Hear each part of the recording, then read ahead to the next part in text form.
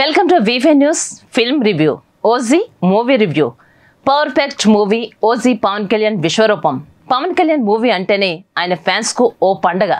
ఇక ఆయన రాజకీయాల్లోకి రాకముందు రెగ్యులర్ గా సినిమాలు చేసినా పొలిటికల్ ఎంట్రీ తర్వాత ఆ జోరు తగ్గింది. ఇక ఏపీ డిప్యూటీ సీఎం అయ్యిన తర్వాత పవన్ కళ్యాణ్ సినిమాలు చేయడం దాదాపుగా తగ్గించేశారు. మొన్న మధ్య వచ్చినటువంటి హరిహర వీరమల్లు సోసం అనిపించింది. దీంతో పవన్ ఫ్యాన్స్ అంతా ఓజీ కోసం ఎప్పటి నుంచో ఎదురు చూస్తున్నారు. పక్కా మాస్ ఎలిమెంట్స్ ఉన్నటువంటి మూవీ కావటం, ఆయన ఈ సినిమాలో గాంగ్స్టర్ గా నటించడంతో అంచనాలు భారీగా పెరిగాయి. అందుకే ప్రీమియర్ షోల టికెట్లు లక్షలు పెట్టి కొన్నారు. మరి ఇంకెందుకు ఆలస్యం? వరల్డ్ వైడ్ గా రిలీజ్ అయినటువంటి ఓజీ సినిమా స్టోరీ అసలు ఏంటి, కథ ఎలా ఉంది, power star power packed action ఎలా ఉందో చూసేద్దామా? 1990లో ముంబైలో జరిగే కథ ఇది. ఓ రాజు లాంటి దాదాకు ఓ యోధుడు అండగా నిలిచే స్టోరీ ఇది. ఇందులో దాదా ప్రకాష్ రాజ్ అయితే ఆయనకు రక్షణగా నిలిచినటువంటి వీరుడు పవన్ కళ్యాణ్, ఓజస్ గంభీర్ అలియస్ ఓజీ. కథ ప్రారంభంలోనే ముంబైలోని ఓ షిప్ యార్డ్ కు ఓ కంటైనర్ వచ్చి చేరుతుంది. ఆ షిప్ యార్డ్ అధినేత సత్యదాదా సమాజం గురించి ఆలోచించే మంచి మనిషి. తన షిప్ యార్డ్ లో వచ్చి ఆగిన కంటైనర్ నిండా ప్రమాదకరమైనటువంటి ఆర్డీఎక్స్ ఉన్నటువంటి విషయాన్ని తెలుసుకున్నటువంటి సత్యదాదా అది విద్రోహాల చేతికి చిక్కితే దేశానికే ప్రమాదమని భావించి దాన్ని ఎవరికీ తెలియకుండా దాచేస్తాడు. అయితే దాదాను ఇబ్బందుల పాలు చేసి అతని రాజ్యాన్ని అక్రమ కార్యకలాపాలకు అడ్డాగా మార్చే ప్రయత్నం చేస్తోంది ఓ ముఠా. ఆ ముఠా నాయకుడే ఇమ్రాన్ హష్మీ. క్రూరమైన మనస్తత్వం ఉన్నటువంటి ఒమిగా ఇందులో నటించాడు. అయితే రాజుకి రాజ్యానికి కష్టం వచ్చిందని తెలిసాక ఆ యోధుడు మళ్లీ తిరిగొస్తాడు. అతను వచ్చాక అసలు ఏం జరిగిందన్నదే ఈ కథ. ఇక ఈ స్టోరీలో ఓమీని ఓజీ ఎలా ఎదుర్కొన్నాడు, ఓమీ వెనుక అసలు ఎవరున్నారు, అసలు ఓజీ ఎవరు, అతనికి జపాన్లోని సమురై వంశానికి సంబంధం ఏమిటి, తన పేరు చెబితే ముంబై అండర్ వరల్డ్ ఎందుకు గడగడలాడిపోతుంది, 10 ఏళ్ల తర్వాత కూడా మళ్లీ శత్రువుల్ని అదే స్థాయిలో భయపెట్టాడా లేదా అనేది సిల్వర్ స్క్రీన్ పై చూడాల్సిందే. ప్రతి సినిమాకు డైరెక్టరే కీలకం. ఆ డైరెక్టర్ హీరో ఫ్యాన్ అయితే స్క్రీన్ ప్లే పండగే పండగ. మంచి మాస్ ఫాలోయింగ్ ఉన్నటువంటి హీరో పవన్ కళ్యాణ్, అంతకంటే మాస్ ఎలివేషన్స్ ఉన్నటువంటి కథ ఓజీ.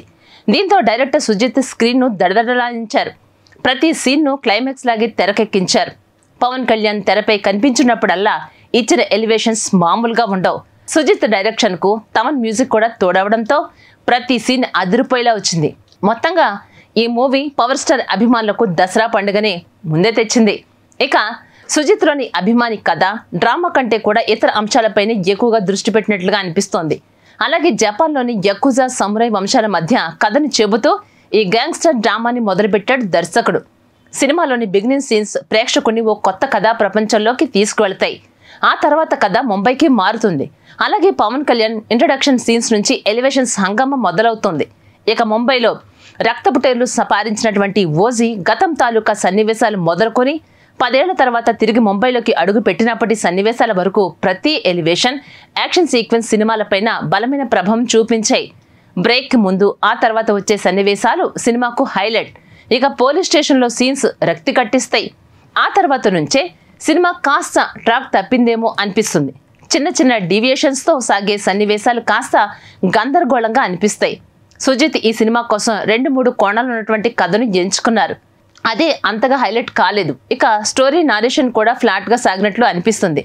ప్రకాష్ రాజ్ పవన్ కళ్యాణ్ మధ్య వచ్చే సీన్స్ లో ఇంకొంచెం సెంటిమెంట్ పండించే అవకాశం ఉన్నా డైరెక్టర్ ఎందుకో వదిలేశారనిపిస్తోంది. అయితే పవన్ మాసిజం ఎలివేషన్స్ ముందు ఇవేమీ కనిపించవు. ఈ cinema Pawan Kalyan one men show అనిపిస్తోంది. అందుకు కారణం తెరపై ఆయన్ని ఆవిష్కరించినటువంటి తీరే. ఇక ఇందులో చాలా మంది నటులే కనిపిస్తారు. ప్రతి పాత్ర గుర్తుండిపోయేలా ఉంటుంది. ఇమ్రాన్ హష్మీ కూడా స్టైలిష్ గా కనిపించినా కథానాయకుడికి ధీటుగా ఆ పాత్రను ఇంకాస్త బలంగా చూపించాల్సింది. ఇక కణ్మణి పాత్రలో ప్రియాంక మోహన్ అందంగా కనిపించింది. సత్యదాదా పాత్రలో ప్రకాష్ రాజ్, గీతా పాత్రలో శ్రీయారెడ్డి, జన్మిగా సుధేవ్ నాయర్, అభిమన్యుగా సింగ్ కీలకమైనటువంటి పాత్రలో కనిపిస్తారు. ఇక జాకీ ష్రాఫ్ లాల్ తెరపై కొన్ని క్షణాల పాటు కనిపించి సుజిత్ ఇది వరకు తీసినటువంటి సాహో సినిమాను గుర్తు చేస్తారు. టెక్నికల్ గా మాత్రం ఈ మూవీ ఓ లెవెల్ అంతే. తమన్ మ్యూజిక్, సుజిత్ టేకింగ్ ఓజీని ఓ రేంజ్ లో నిలబెట్టాయి.